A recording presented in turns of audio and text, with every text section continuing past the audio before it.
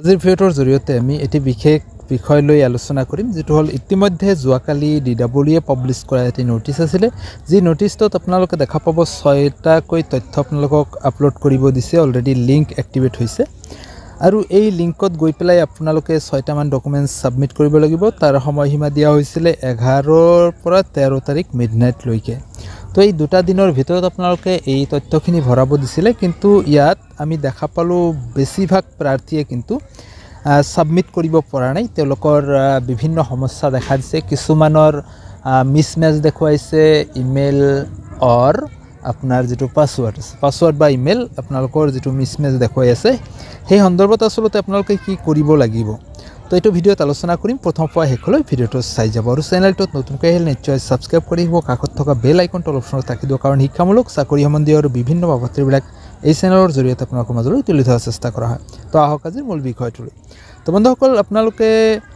মানে যদি ডাউনলোড মানে আপলোড কৰিব গৈছে তথ্যখিনি ডিডব্লিউৰ ওয়েবসাইটত অলৰেডি লিংক দিয়া হৈছে তাতে আমি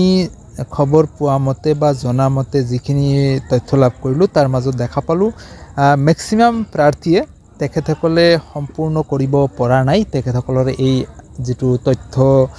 সাবমিট কৰাৰ যেটো প্ৰক্ৰিয়া এটা সম্পূৰ্ণ কৰিব পৰা নাই তো বিভিন্ন জনৰ বিভিন্ন সমস্যাই দেখা দিছে তাৰে মাজত এটি বিশেষ সমস্যা হল যে যেটো হল মানে সাৰ্ভাৰে কাম কৰা নাই সাৰ্ভাৰ ইৰৰ দেখুৱাই আছে মানে সাৰ্ভাৰত ইমান প্ৰেসাৰ এটা হৈছে যে সাৰ্ভাৰে হেতু মানে ফুললি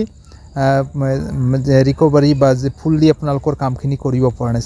সাৰ্ভাৰে ইৰৰ দেখুৱাই আছে তো বন্ধুসকল আৰু লগতে কিছুমান প্ৰাৰ্থী আছে তেখেতসকলৰ পাসওয়াৰ্ডটো পাহৰি গৈছে এপ্লিকেশন আইডি আৰু আপোনাৰ ইমেইল আৰু আপোনাৰ তথ্যখিনি যিখিনি আছে ফৰগট পাসওয়াৰ্ডত গলে আপোনালোকে এইখিনি তথ্য লব পাৰিব আৰু ফৰগট পাসওয়াৰ্ডত গৈ পেলাই আপোনালোকৰ পাসওয়াৰ্ড লব পাৰিব কিন্তু কথা হল ফৰগট পাসওয়াৰ্ড কৰাৰ পিছতো কিন্তু ফুললি আপোনালোকৰ যেটো পাসওয়াৰ্ড সেই পাসওয়াৰ্ডটো ৰিকভাৰ হোৱা নাই তাৰ মানে সাৰ্ভাৰে টোটালি ইৰৰ মাৰি দিছে আৰু মানে টোটালি কাম কৰা নাই তো বন্ধুসকল এই ক্ষেত্ৰত আপোনালোকে এটা কাম কৰিব পাৰে যেহেতু আপোনালোকৰ সময় দিয়া হোৱা নাই ইয়াত কিন্তু এটা বিশেষ পইণ্ট আপোনালোকে দেখা পাব ইয়াত এটা ইমেইল দিয়া হৈছে যে পোৰ্টেলটো